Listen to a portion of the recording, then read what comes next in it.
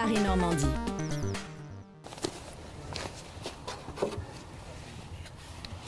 Voilà, un petit -3, -2,9.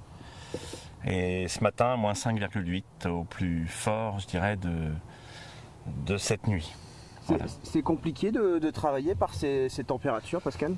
Ben, je dirais qu'il faut anticiper. J'ai suivi la météo depuis 2 jours et j'adapte mon travail en fonction de ces températures, à savoir que notamment j'ai arraché du poireau hier soir pour qu'on puisse travailler à l'abri aujourd'hui et préparer ainsi la marchandise pour les marchés de fin de semaine, puisqu'on nous annonce une période de froid durable. Avec ces températures-là, on a le haut de la terre qui est gelé. Je vais encore vérifier tout à l'heure avec une fourche, mais sur du petit poireau tout fin, on va casser. Donc il ne faut pas perdre de marchandises, et puis c'est aussi plus désagréable pour travailler. Donc hier soir j'ai anticipé et je suis allé arracher du petit poireau pour qu'aujourd'hui à l'abri, il était protégé, on puisse le préparer correctement. Ensuite, on a des légumes plein champ comme le poireau, comme la mâche qu'on va pouvoir voir par ailleurs, qui ne craignent pas le gel. Sur le chou de Bruxelles, le chou de Milan.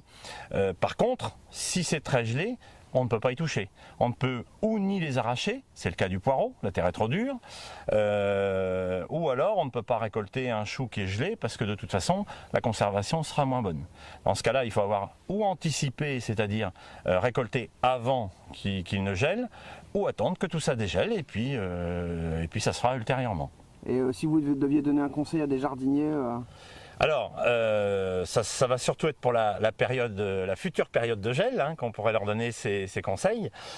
C'est à l'aide pour les poireaux, ou les choux et la mâche qui reste, c'est d'anticiper la prochaine vague de froid en mettant, on a des voiles spéciaux qui peuvent se trouver dans le commerce, hein, et d'anticiper en mettant avant une période de gel le voile en question et l'épaisseur voulue sur la culture pour pouvoir aller éventuellement récolter de la mâche même quand il gèle. Et puis éventuellement, toujours bien prendre la météo, que ce soit directement sur Météo France ou à la télévision. Et puis on se dit, tiens, les températures vont repasser négatives, on arrache un peu de poireau par avance, on le met en cave pour pouvoir avoir du stock pour faire ses prochains potages ou pot-au-feu sans aucun problème.